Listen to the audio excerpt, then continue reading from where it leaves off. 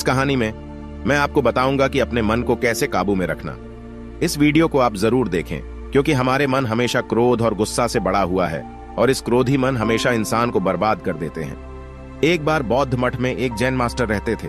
एक बार एक आदमी उनके पास आया और कहा कि गुरुजी, मैं मन से परेशान हूं। मेरे मन में हर समय कई विचार आते रहते हैं। कृपया मुझे इन विचारों को कम करने के लिए कुछ मंत्र दें। जैन मास्टर ने उसकी ओर देखा और कहा, मेरे दोस्त, तुम हर दिन ध्यान करना शुरू कर दो। धीरे धीरे ध्यान करने से आपका मन शांत होने लगेगा। लेकिन उस आदमी ने कहा कि श्रीमान, कृपया मुझे ध्यान करने के लिए मत कहिए। मैं ध्यान नहीं कर सकता क्योंकि जब मैं ध्यान करने की कोशिश करता हूं तो मेरे दिमाग में और भी विचार आने लगते हैं और ज्यादातर विचार नकारात्मक होते हैं जो मेरे दिमाग को और बेचैन कर देते हैं। जैन मास्टर ने कहा कि चिंता मत करो बेटा, यह ध्यान के प्रारंभिक चरण में होता है, लेकिन धीरे धीरे ध्यान का अभ्यास करने से आपका मन शांत होने लगेगा। लेकिन उस आदमी ने कहा कि गुरुजी, ध्यान मेरे बस की बात नहीं है। आप कृपया मुझे मेरे मन को शांत करने के लिए कोई मंत्र दें। जैन मास्टर ने देखा कि यह आदमी इस तरह से समझने वाला नहीं है तो उसने कहा, ठीक है, अगर आप जिद करते हैं तो मैं आपको एक मंत्र देता हूं जो आपके दिमाग को शांत कर सकता है। फिर मास्टर ने उसके कान में एक मंत्र फुसफुसाया और कहा कि आपको इस मंत्र को बैठकर जाप करना होगा, अकेले, हर दिन। वह आदमी बहुत खुश हुआ और बोला, धन्यवाद गुरुजी, मैं इस मंत्र का प्रतिदिन जाप अवश्य करूंगा।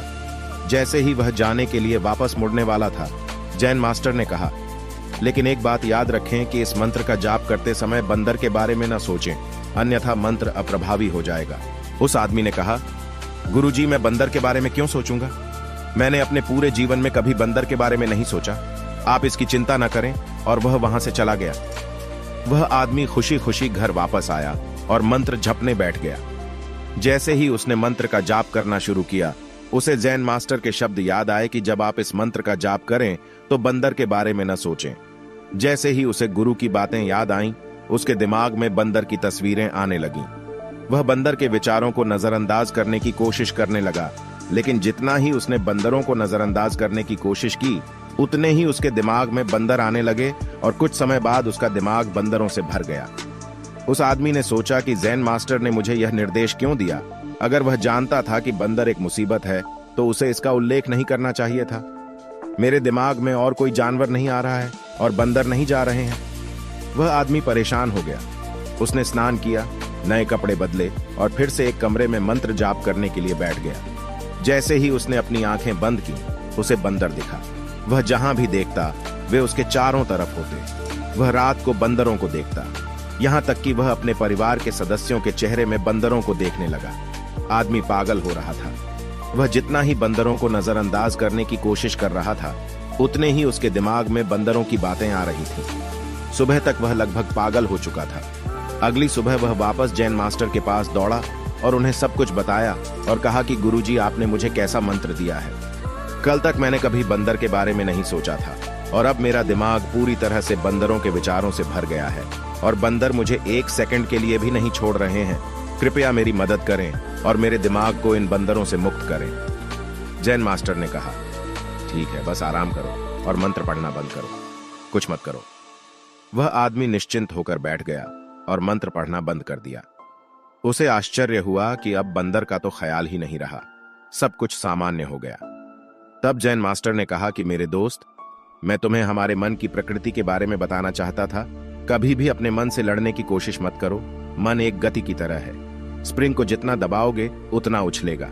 इसी तरह आप अपने मन को जितना दबाने की कोशिश करेंगे, वह उतना ही मजबूत होता जाएगा। शांत रहें, मन के विचारों को देखना शुरू करें और आप पाएंगे कि आपका मन धीरे धीरे अपने आप शांत हो जाएगा। और मन को देखने के लिए आपको ध्यान करने की आवश्यकता है। अगर हम अपने जीवन में देखें तो पाएंगे कि हमारा मन एक बंदर की तरह है जो हर समय बेमतलब इधर उधर उछलता कूदता रहता है। यदि आप इस बंदर मन को बलपूर्वक रोकना चाहते हैं तो आप ऐसा नहीं कर पाएंगे। जैसे जितना अधिक आप उसके स्प्रिंग को दबाने की कोशिश करेंगे, उतना ही वह उछलेगा। इसी प्रकार आप जितना अपने मन के विचारों को रोकने की कोशिश करेंगे, वे विचार उतने ही अधिक बढ़ते जाएंगे। विशेषज्ञ कहते हैं कि एक इंसान का दिमाग एक दिन में 36,000 से 80,000 के बीच विचार पैदा करता है। अगर आप इन विचारों को जबरदस्ती रोकने की कोशिश करेंगे तो आप उन्हें रोक नहीं पाएंगे। इसके बजाय इसे रोकने का हर प्रयास इसे ऊर्जा देता है।